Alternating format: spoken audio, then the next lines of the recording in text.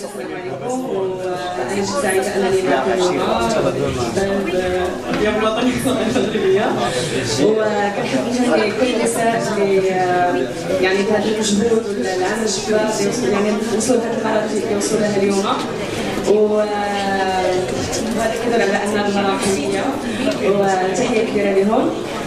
ونعتقد انني جد سعيده انني معكم اليوم. عرفتي؟ وشكرا.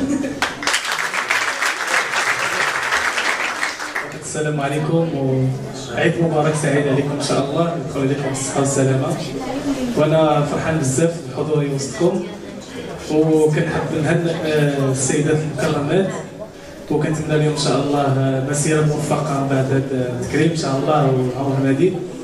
والمراه المغربيه هي بلا ما تحتاج يعني كما نقولوا نو كومنت، يعني ما محتاجاش تعليق. فالمراه المغربيه اصبح عندها دور فعال ماشي غير في المغرب ولكن في العالم ككل. فالمراه المغربيه هي امنا وهي اختنا وهي جدانا وهي، فكنتمنى ان شاء الله يعني المراه المغربيه يبقى دائما الدور ديالها دور يعني في الطبيعه ان شاء الله.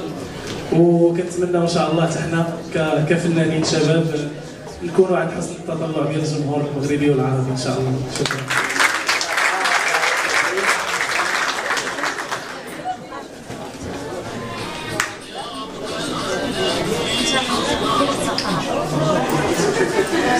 وننتقل الان الى تكريم اخر.